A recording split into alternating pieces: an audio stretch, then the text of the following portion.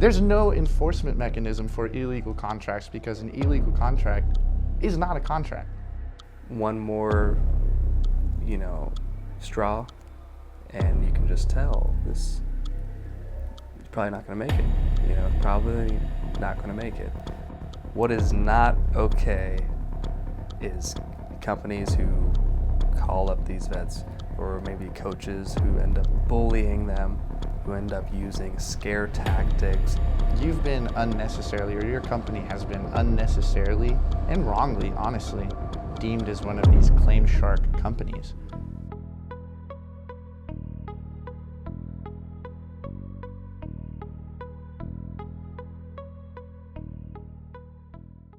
One of the major issues with the whole process is you're taking someone who is clearly, maybe mentally disabled, maybe has, let's say, combat-related PTSD. They don't even like to talk to their spouse about what happened. And there's definitely some people, maybe 3 come to mind, but one of them in particular who I'll never forget, who I look at his case, I look at what has happened with him, the atrocities that he's suffered, the things that he's dealing with to this day, the mental haunting, and he has to win. There's very few kind of where I let my emotions get into play with some of these things, but certain individuals, hey, he has to win, and there's a reason for that, because ultimately one more, straw, and you can just tell this is probably not going to make it. Probably not going to make it. And for those for him, that's what this is all about. He can't go to some crowded office. He can't go to someone who's going to take advantage of him. It's going to take one more. People are one step away, and at that point, and that's kind of the reality of it. Wow. So I do what I do to help, to provide that service that I wish I had, but I wish I had going through. I just think that most of this could be solved by filing optimal claims at the source. Yeah. You could stop the taxpayer, waste of money. Again, that's just my opinion, though. And again, I think a lot of people will listen to you and not understand the process, right? Submitting an optimal claim the first time, and correct me if I'm wrong, because you know this better than I do, but my understanding is that you're a veteran, you have an injury from service-related injury, and then you submit your claim to the VA. Ultimately, and ideally, you would want to hit your mark at that first submission level, right? And then if you disagree with it, you can appeal it to essentially, what did you call it? I know we had talked about supplemental claim, or supplemental add claim. evidence. Yeah, we add evidence to it. And then from there, I think there was another step. Get me your manager, the higher level review. Okay, so that higher level review, and then it gets there. But like you said, if we can just get people to submit optimal claims from the bat and from the get-go, that's great. And I think that's a big distinction that we should probably talk about when it comes to either the GUARD Act or the PLUS Act. Because when I read the GUARD Act, the way that I interpret it is what it's really aimed at is those people, whether they are attorneys, whether they're agents, whether they're these private companies, businesses, they're doing the actual preparing, filing, and presenting on behalf of the veterans, which is much different than what VA Claims Academy does. VA Claims Academy, so for instance, the distinction would be that you are selling them an education prior to them filing their claim, right? And so versus somebody who's representing them throughout every aspect of the claim. And maybe just talk about that a little bit. Like, what does it look like to file a claim and the process for it for dummies who don't necessarily know, like me, right? So ultimately, you have a diagnosis. That's where it all starts. That's the founding genesis block. You have a diagnosis. Okay, it exists now on paper. I keep repeating to people and telling them that the VA disability process is not operating in the realm of reality. It's operating, and you know this better than anybody, in the bureaucracy layer. right? That means on paper, on paper, on paper.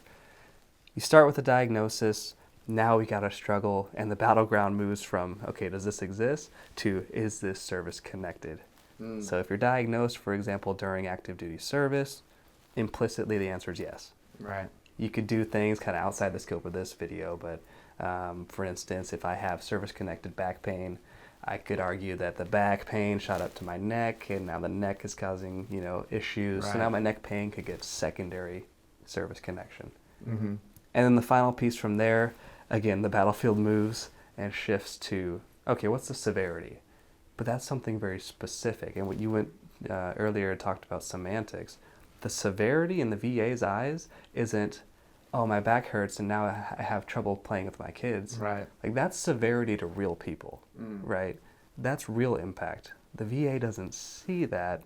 The VA sees, oh, well, you can reach down and touch your toes right now this morning at the C&P exam when you're fresh and you got a cup of coffee and you haven't done any physical, labor. Right. That's not real life, right? So things like that is the importance in translating. This is what it all boils down to: translating the veteran's real life, real severity, into the severity as dictated by 38 CFR, which is kind of the black and white of it. So now they have a personal statement. That's when essentially the veteran is allowed to be their own witness. Right. So picture, the veteran's taking the stand, metaphorically speaking, Right. and giving a testimony. That counts as evidence. It's entered into the VA claim as evidence. That's a huge important part. But for example, if I was trying to convey something and I just didn't speak and didn't have a testimony, Right. how much room for interpretation does that leave? Infinite, right? Right. So that's the process. And when you have companies that kind of take advantage and utilize the fog of war, because that's what a lot of this is sort of misdirection by obscurity and complexity. They make it super complex. I don't know, maybe they have the best interest at heart. Maybe it just started out well, but it just got way too complex and now it's just totally difficult to navigate. And you have companies that take advantage of that. Hey, we're going to help you this way. We're going to help you this way. And it all happens so fast that the veterans, okay, here's my social security number. Here's this. Wow. What is not okay is companies who call up these vets, or maybe coaches who end up bullying them, who end up using scare tactics in terms of, oh, we're going to report you, we're going to sue you, or just pay us $5,000 right now, we'll call it good. These type of mafia tactics, bullying is abhorrent. It's the exact thing that you're trying to prevent the veteran having to go through to begin with while up against the VA. Why are they now going to you and you are just as much of a bully? Your contract is just as complex as 38 CFR at the VA. Right. What is being done at that point? So you're talking about these companies logging in kind of on behalf of the veteran. Because my thing is, if you're a company, and this is how it works, right? A lot of the claim shark companies, the ones that have been deemed claim sharks, they work on, like what you're saying, a contingency basis where, hey, if we win an increase for you, we take 5x, whatever that increase is per month, 5x that amount. So let's say, or 6 times.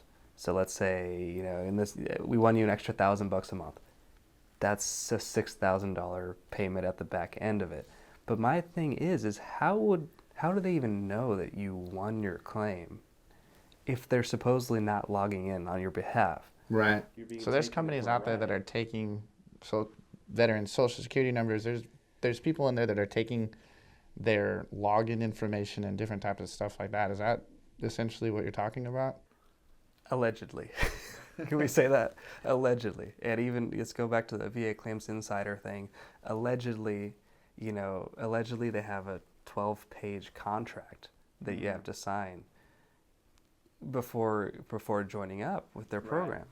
I'm not going to try to, I have a way of running business. I'm not going to act like my way is the perfect way. To me, if you're having good business and you're helping someone, think about it, you know better than anyone, tax-free passive income, how much does that come around?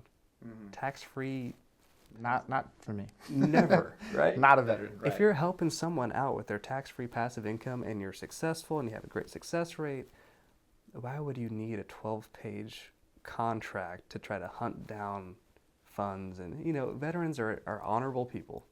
These are people who have honorably served if they're, entitled to VA disability.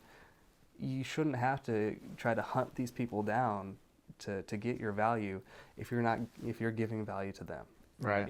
So In a biased opinion, I like long contracts, but that's just me. But I also know what they're talking about. When it comes to contracts, though, and I think this is something that needs to be addressed too. So, who's to say what's going to happen with the VA Claims Insider? That could be deemed illegal or anything like that. Now, when a contract becomes illegal, or if it's an illegal contract, it's unenforceable. It's null and void. wow.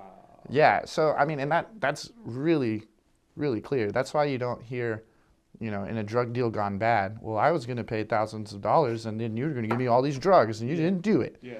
And let's go to the judge. Let's go to court. No, that's never going to happen. Not in history. There's no enforcement mechanism for illegal contracts because an illegal contract is not a contract. And I think that's probably the people who they're targeting is these predatory systems who are preparing, filing, and presenting these claims to the VA for disability on behalf of veterans. And they're doing so in a manner that's predatory. And so it seems a little shady to me that somebody could access that information or just get those credentials as just a business model and a practice. And I could be wrong, but you're more of the expert on that. And I know for a fact, though, that that's not what VA Claims Academy does, right? No, that would be a pain. And two, for a few $100s, it's not worth it there's no overhead for that, right? There's no room to do that. But like you said, you are your own best kind of researcher, your own best representation. Right. You don't want someone else doing that for you anyway. I understand that a lot of veterans are kind of at the wit's end with the VA process, and they just want to give it up to someone else. And that's kind of where you get a lot of the preying on this, where, hey, we'll do everything for you. We're not accredited and whatnot, but just give us 6 times the increase. I get it. But you can still just do very light preliminary preparation. If you have a proclivity for watching YouTube videos, obviously people are here on YouTube. Right. Carry that, even if it's free. Keep researching. Do the research. I'm telling you, tax-free income doesn't come all the time. Right? And I want to ask you specifically because I think that you've been unnecessarily, or your company has been unnecessarily and wrongly, honestly, deemed as one of these claim shark companies. When I'm talking about claim sharks, and again, both the GUARD Act and the PLUS Act seems to be, at least in my interpretation, going after the people who are preparing, filing, and presenting it. So how is VA Claims Academy distinguished from those people who are preparing, filing, and presenting it? Well, good question. So just like these, kind of educational YouTube videos, that's an education. Like, hey, here's what you're going to expect. Here's the process from backwards to forwards. This is how I would navigate things. This is kind of what has had success. That is educational, again, at an arm's length. The furthest I could get to presenting for somebody is writing personal statement templates where, hey, this is how I would write this personal statement so that everything is filtered in, hey, I took your story. This is what's relevant. You know this as a lawyer. You hear that your clients probably come in and tell you a lot of stuff, and you're listening for absolutely what is relevant to this case, right? And I'm giving them back this template for them to then make sure it's right, personalize it, and then send it off. Right. So that's as close to hands-on as I possibly get. Honestly, to me, it doesn't seem like there's even connection between the two. It seems like you're completely educational. But like you said, if we can just get people to submit optimal claims from the bat and from the get-go, that's great. And I think that's a big distinction that we should probably talk about when it comes to either the GUARD Act or the PLUS Act. Because when I read the GUARD Act, the way that I interpret it is what it's really aimed at is those people, whether they are attorneys, whether they're agents, whether they're these private companies, businesses, they're doing the actual preparing, filing, and presenting on behalf of the veterans. It's much more distinguished. That line is very clear, to me at least, from what the GUARD Act and the PLUS Act are trying to stop are these predatory practices from entities who are doing the preparing, filing, and presenting of these claims, which that's not what VA Claims Academy does at all. But submitting an optimal claim the first time, the right way, it should be the goal. Right.